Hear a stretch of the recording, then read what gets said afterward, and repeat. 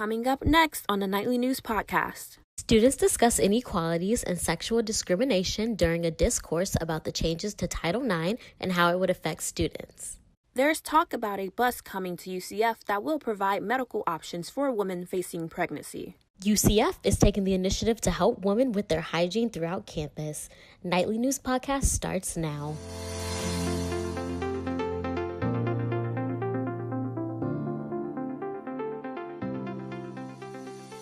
Good afternoon and welcome to the Nightly News Podcast. I'm Sierra Ward. And I'm Tiana Sconiers. Today is Friday, April 5th, 2019.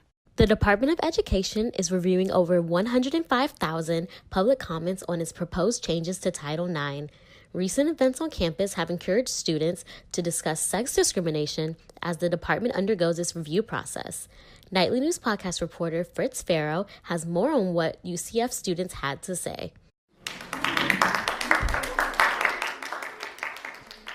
Yes, the apples are really weird. She was talking.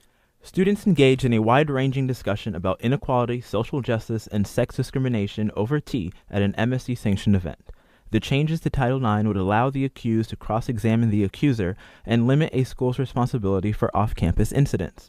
UCF sophomore Shay Fincher attended the MSC event and called the proposed changes terrible and hard on victims. If you're a victim, it's going to be very hard for you to come face-to-face to your accuser. Like, you don't know, your life could be on the line, and the fact that you're speaking out and he's watching you speak out, that's terrible. UCF student Michelle Kahn expressed similar concerns. Something life-changing like that is going to affect your school. You know, it's going to affect your social, it's going to affect every single aspect. So it should be the school's responsibility to make sure you're doing okay and to help you, get through what you're going through. Let's be clear, graduate assistant Kaylee Marsh says she does not expect universities to take sexual assault less seriously with these changes. I'm not so sure that it would cause schools to take it less seriously, because kind of what happens is government sets these mandates like, hey, this is what you have to do for a bare minimum, and then the university is allowed to choose to go above and beyond at that point if they would like. Reporting in Orlando, Fritz Farrow, Nightly News Podcast.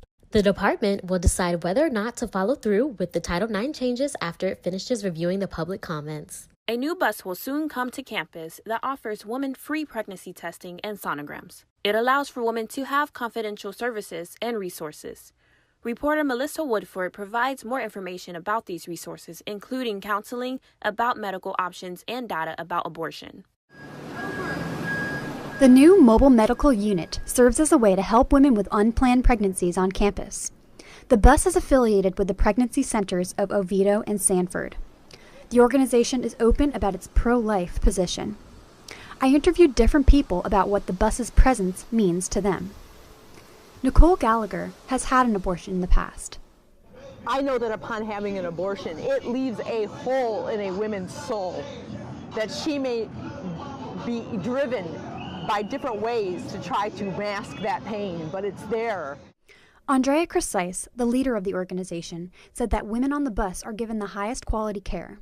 She said that when women visit the bus, the care team provides resources so that the women can verify their pregnancies.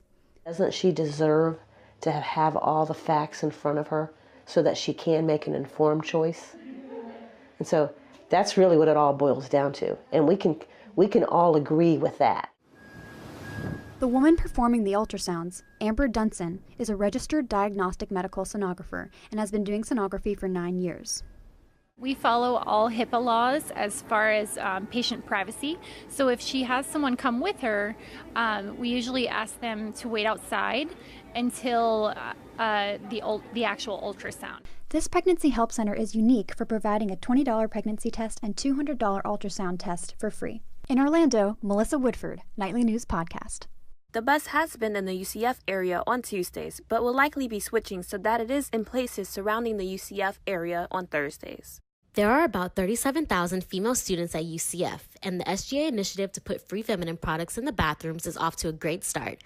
But there are only a few locations with the free dispensers, and some students are hoping it will expand to more buildings. Here's Nightly News Podcast reporter Taya Britton with when and if you will see more free dispensers.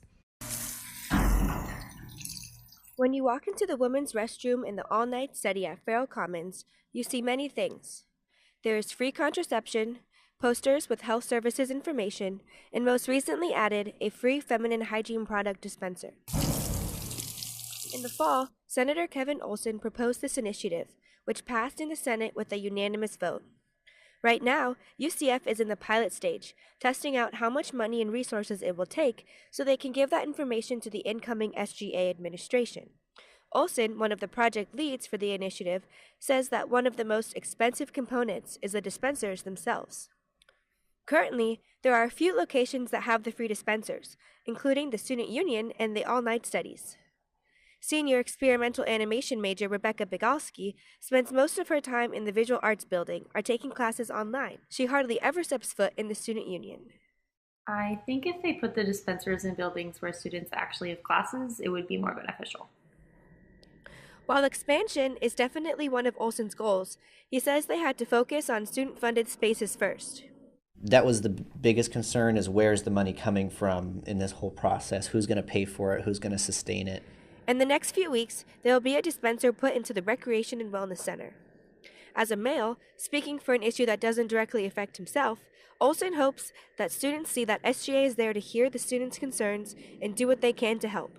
In Orlando, Taya Britton, Nightly News Podcast. According to the Olson's resolution, lack of access to feminine hygiene products has long been a barrier to education and workplace success for women. By passing this resolution and seeing it through, UCF is playing a part in the global initiative for menstrual equity by improving UCF students' access to feminine hygiene products.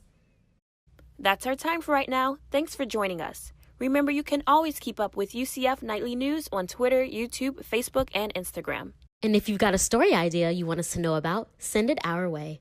You can reach us at nightlynewsucf@gmail.com. Thank you for listening, and have a great day.